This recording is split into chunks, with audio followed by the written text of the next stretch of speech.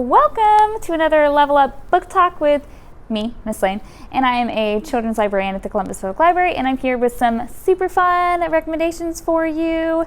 My first one is In the Red, and this is by Christopher Sweedler, and this is pretty much about a guy named Michael and his best friend Lilith, and they accidentally get locked out of their space colony. And it leaves them very exposed to the dangers of living in space, particularly of the sun, lack of oxygen, the lack of ventilation systems. So all these things that could go very horribly wrong. And this is a really quick read. This is really fast. The resolution happens. But because I think that there's a lot going on, like it's kind of action, without being overwhelming. And it also talks a little bit about something that I particularly am interested in, and that's anxieties, because I think we all have them, and I think it's important that our books reflect them. It's also reminded me of one of my favorite series ever, and it's the Illuminae Files, and there's 3 books in this one. The first one is, of course, Illuminae, and this is written by Amy Kaufman and Jay Kristoff, and they are books in a series, and this is definitely solidly in the YA category. They're a little bit like a combination of graphic novels and regular novels, I guess. They have like these amazing visual aspects that you totally lose if you're not holding the physical book. And it is just incredible. I mean, they have, I wish I could like show you, but of course they're not here. So maybe I'll attach some images.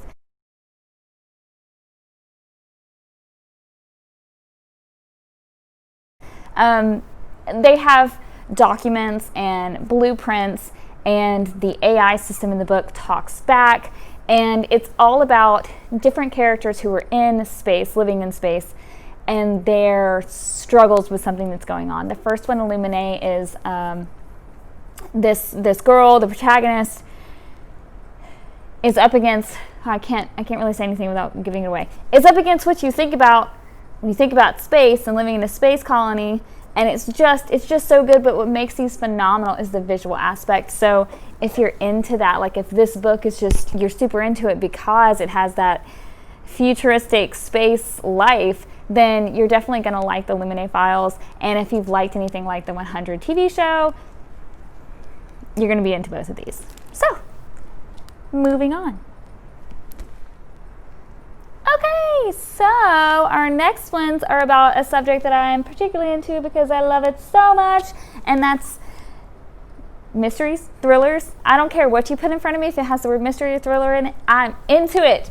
And both of these are very much in that vein of thought. We have our first one, and it's about a girl named Emma. This is How to Disappear Completely by Ali Standish. And this is about a girl named Emma who loses her grandmother. Anyway, she's writing in this journal, and someone starts writing back. And she doesn't know who. And so this is very much a story that's based in kind of magical realism. It's not fantasy. It has a little bit of like this magic, this coming-of-age magic to it. And I really like that. And it's also a little bit of a softer, like, thriller, a softer mystery, a softer trying to figure out what's happening, and I really enjoyed it, and it's very much rooted in that growing up. So I really enjoyed that one on a completely different note, but not really. This one is also a thriller mystery whodunit, what's going on, but it's very comical. This is our YA pick, and this is called Solstice by Lawrence Allison, and this one is kind of like a tongue-in-cheek about music festivals. And the music festival Solstice was planned to be this huge thing, and everyone was going to show up and it was going to be great, but then when people started coming in, there was no porta potties, and the lineups were canceling, and everything was just going wrong. And then bodies start washing up on the beach. So this is a definite YA pick, trigger warning, there's going to be a little bit of more violent mystery, but it's definitely a whodunit. And I love that spooky, not so spooky thriller mystery kind of feel. So if you're really into that, and maybe if you read How to Disappear Completely and you wanted something a bit more lighthearted and a bit more fun, Solstice, the YA pick, is definitely that, and I really enjoyed them both. So, next.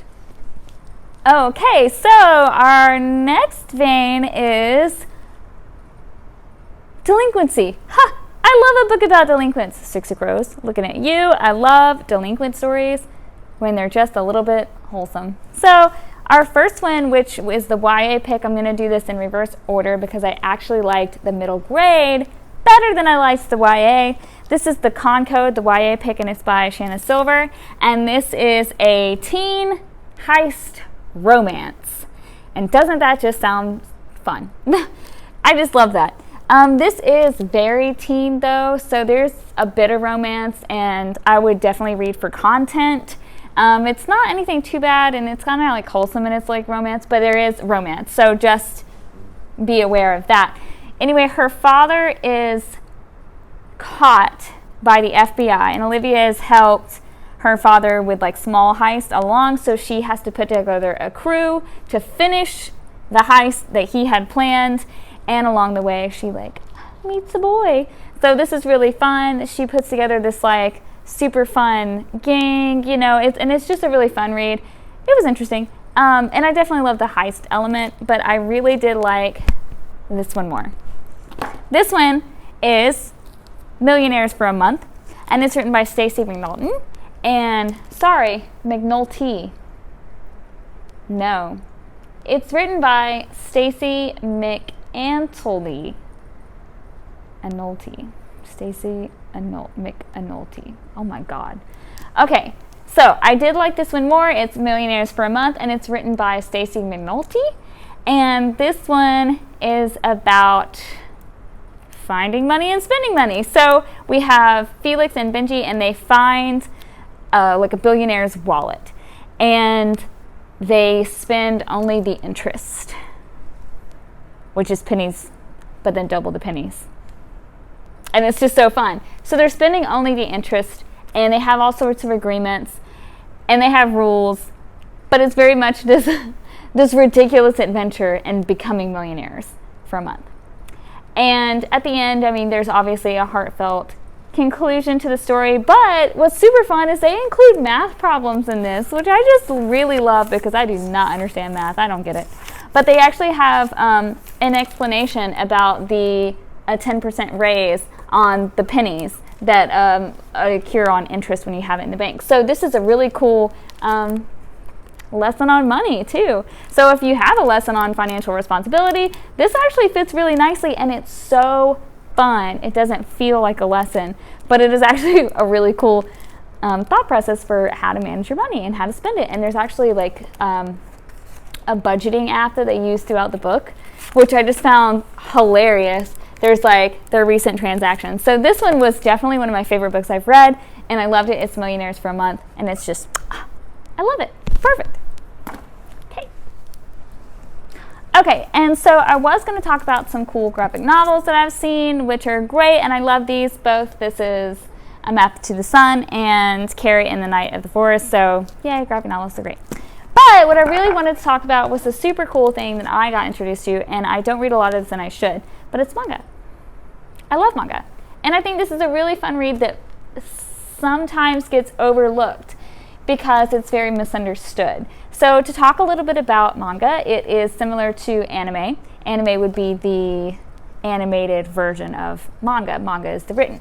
So this is from Japan, and it's a method of storytelling. And unlike some of our more Western books, it's broken up into a few categories. Adults read a lot of manga, so do check for content when you read it. It's just because it looks very cartoony and fun does not always mean it is age appropriate. So just be aware that manga ranges from good for kids all the way up to great for adults, and that's great. We love a good range, but you know, if you are mindful of what you're reading, just check for content.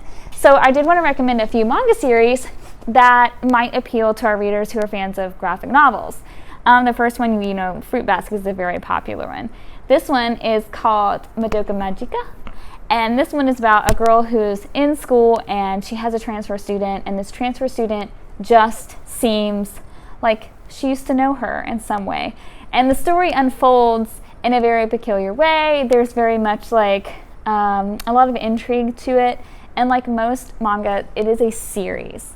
So it takes a whole series to unfold, and it's very slow burn, and there's a lot of twists and turns into it. So if you're looking for something to get deeply invested in, manga series are a great way to start. And if you are looking for recommendations, we have several staff members who are just excellent at it. We have a few at the North Columbus Public Library and a few here at the Columbus Public Library. So if you want recommendations, talk to us. We got some for you, but this one was super fun. It's very cute. And again, try for content if you're worried about in any way, but they're super fun to get into. So if you're a fan of graphic novels and you're looking to expand what you're reading, we got you covered. Okay, so those are all my recommendations, and I want everyone to read Millionaires for a month because I loved it so much. And if you loved it, just let me know, and we will check back next time. We have our winter reading challenge going on, so if you haven't started yet, get your log, finish your log, win a prize. And this is good for families, children, adults, teens, whoever you are. It's just a fun way to get reading this winter. So we will catch you around, check back for more content, and bye!